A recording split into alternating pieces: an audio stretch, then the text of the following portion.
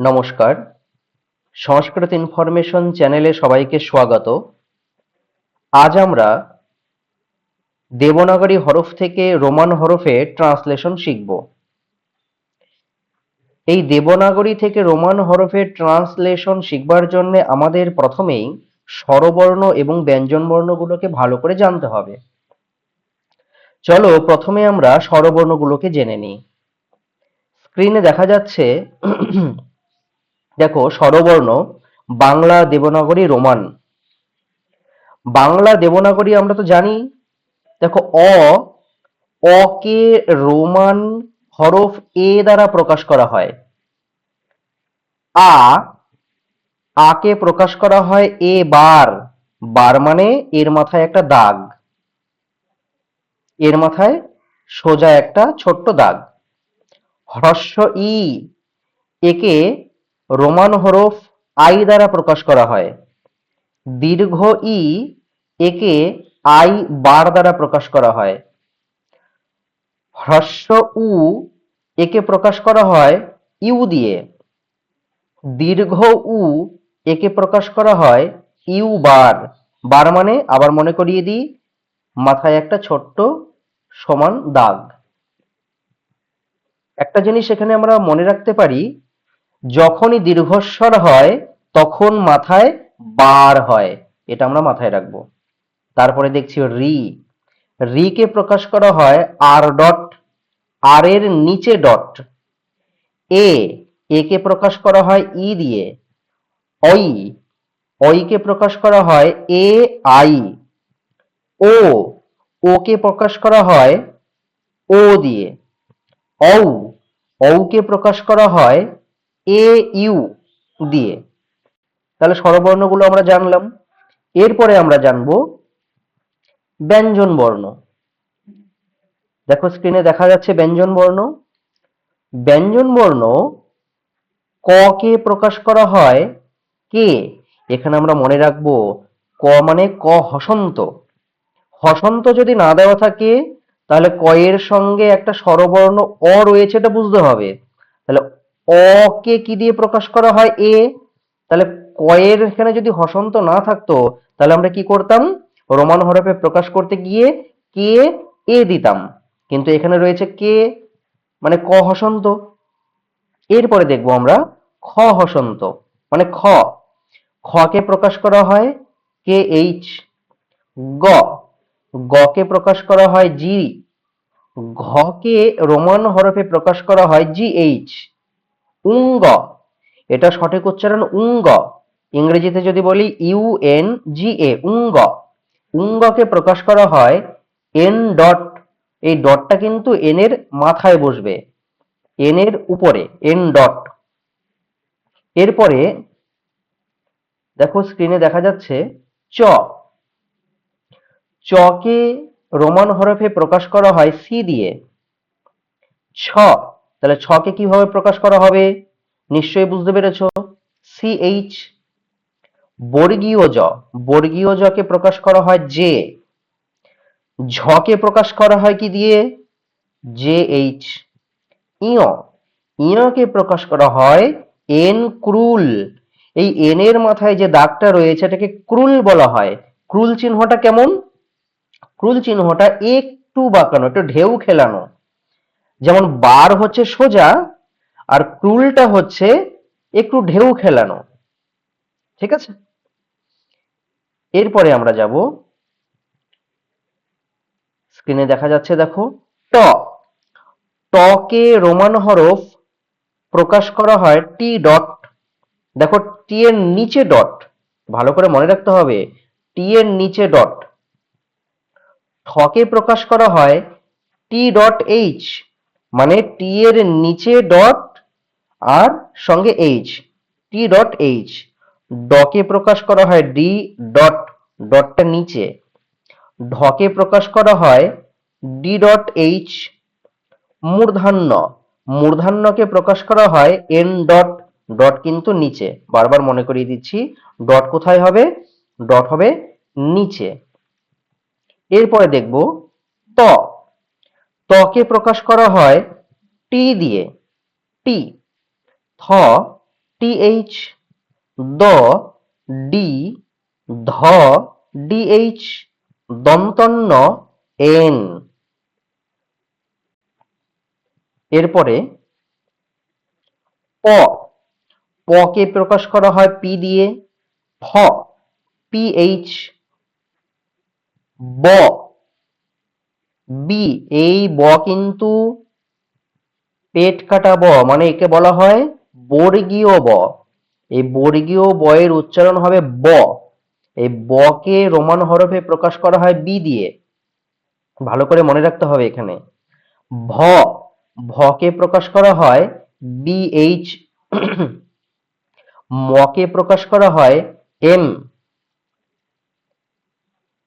এরপরে যাব আমরা অন্তঃস্থ বর্ণগুলো। দেখো, অন্তঃস্থ য়, অন্তঃস্থ য় একে প্রকাশ করা হয় ওয়াই।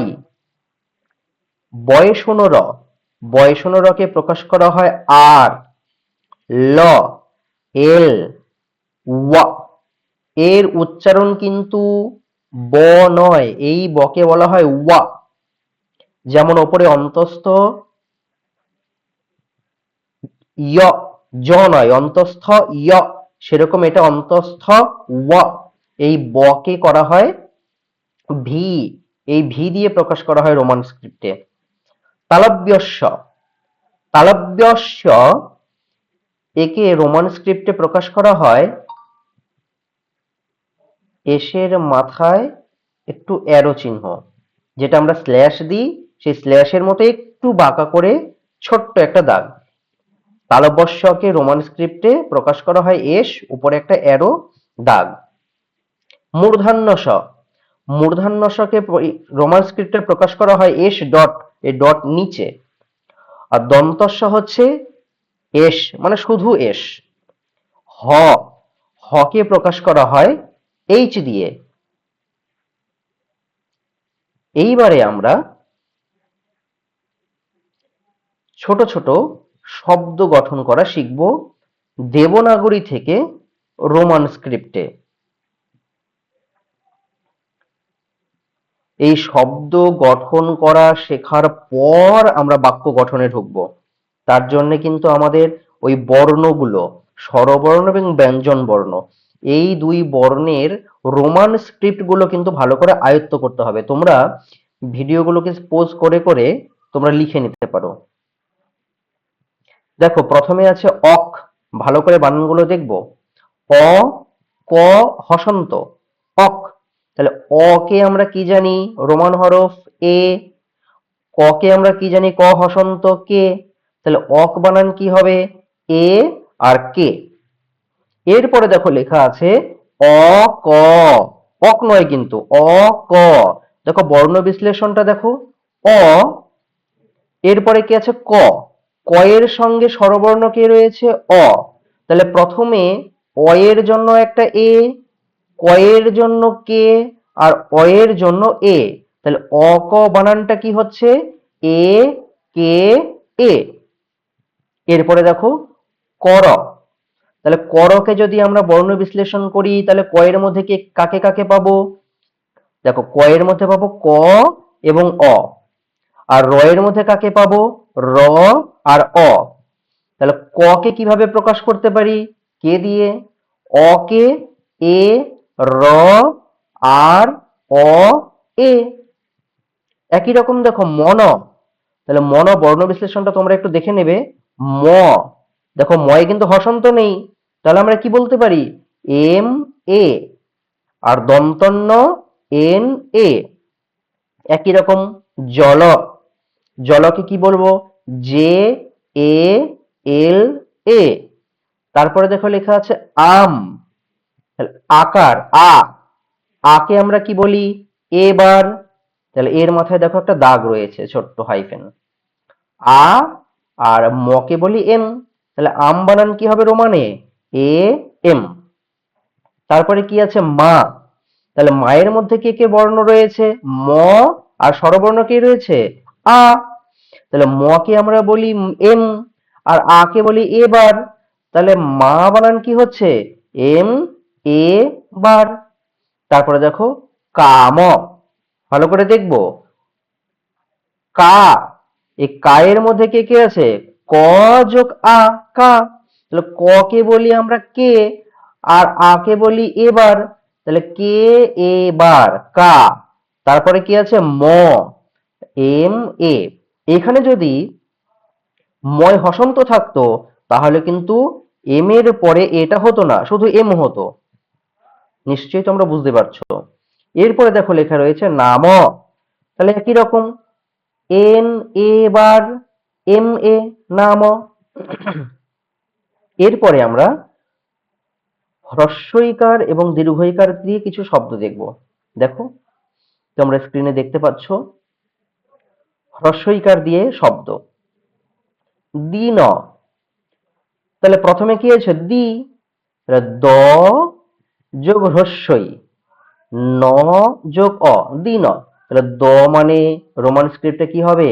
ডি, হ্রস্বই আই, দন্তন্য এন অ এ।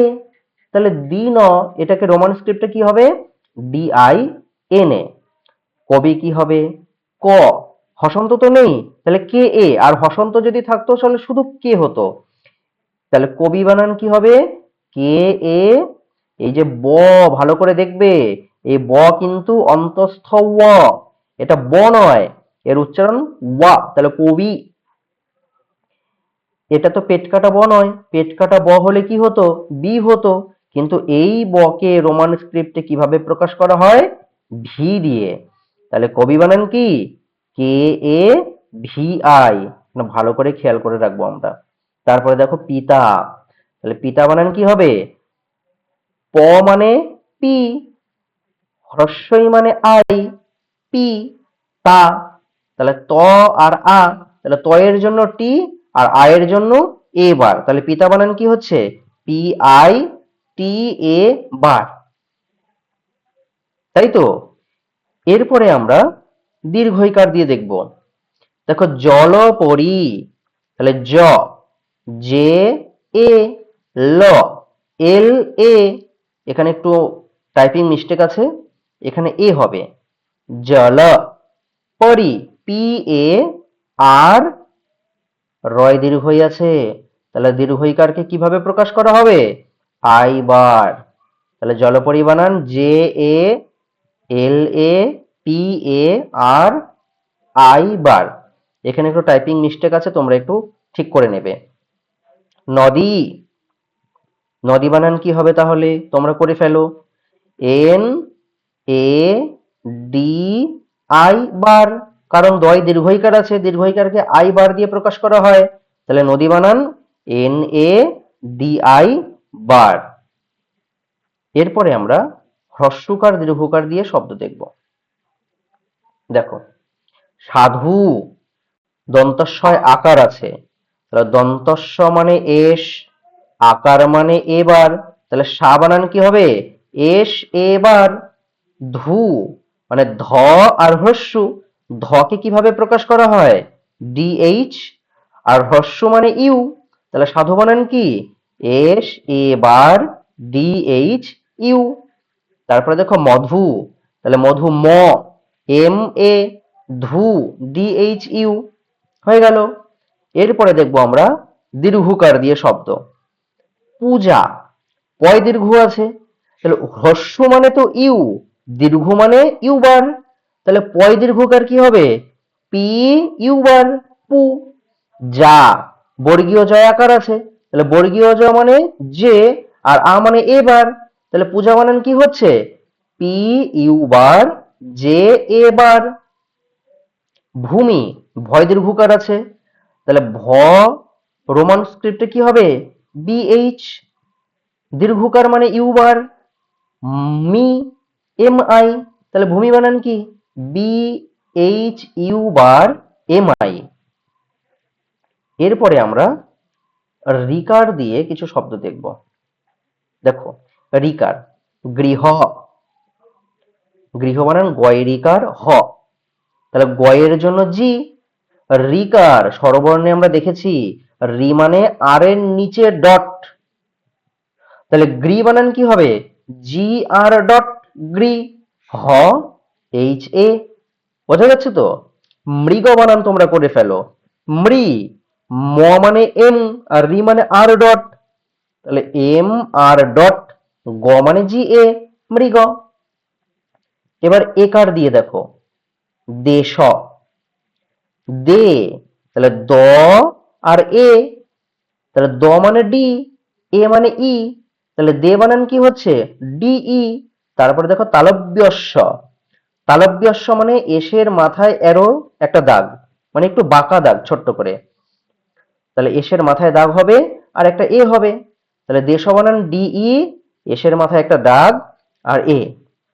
তারপরে দেখো সেবা, সেবা বানান কি সে, দন্তস্ব একার, দন্তস্ব মানে এস, এ মানে ই, তাহলে এস ই, বা, কোন ব এটা ভালো করে দেখবো, যখনই আমরা বকে পাবো তখন ভালো করে দেখবো। ব মানে এটা কিন্তু পেট কাটা ব নয়, মানে এটা অন্তঃস্থ ব, তাহলে একে প্রকাশ করা হয় ভি দিয়ে, তাহলে ভি আর আ মানে এবার, তাহলে সেবা বানান কি এস ই ভি এ বার। তারপরে দেখো ঐকার দিয়ে শব্দ, ঐকার দেখো সৈনিক, দন্তস্বয় ঐকার, দন্তস্ব মানে এস, ওই মানে আমরা স্বরবর্ণে দেখেছি, তোমরা আরেকবার গিয়ে দেখে নিও, A I, S A I, সই, নিক, নয় হ্রস্বী, তাহলে এন আই, ক, কে এ, সৈনিক, কে এ, কয় হসন্ত নাই, যদি কয় হসন্ত থাকতো তাহলে কিন্তু আমরা শুধু কে দিয়ে রাখতাম, কিন্তু বানানটা কি আছে সৈনিক, S A I N I K A. ওকার দিয়ে শব্দ দেখো, সোনা, শো, দন্তাস্বয় ওকার, দন্তস্ব মানে এস, ও মানে রোমান স্ক্রিপ্টে ও, না, দন্তন্য, দন্তন্য মানে এন আর আ মানে এ বার, তাহলে সোনা বানান কি হবে এস ও এন এ বার। ঔকার দিয়ে দেখো, নৌকা, নৌ, নয় ঔকার, ন মানে এন, ঔ মানে এ ইউ, তাহলে নৌ, এটাকে রোমান স্ক্রিপ্টে কি করব আমরা এন এ ইউ, কা, কে এ বার, তাহলে নৌকা বানান কি হবে এন এ ইউ কে এ বার। বুঝতে পেরেছো?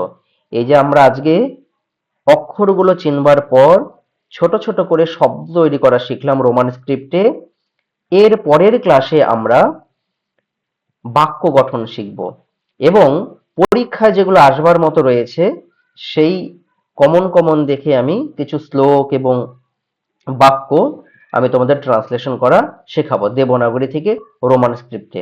আজকে এই ক্লাসটা ভালো করে তোমরা দেখে খাতায় লিখবে, খাতায় লিখে তোমরা ভালো করে প্র্যাকটিস করবে, বিশেষ করে অক্ষরগুলো এবং ছোট ছোট করে শব্দগুলো, তাহলে তোমরা এই পরের দিন বড় বড় করে বাক্য গঠন করতে পারবে, কোনো রকম অসুবিধা হবে না এবং পরীক্ষাতেও তোমরা ভালো করে আসতে পারবে।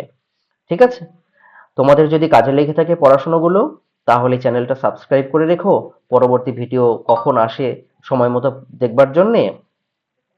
আর ক্লাসটি ভালো লেগে থাকলে একটা লাইক করে দিও।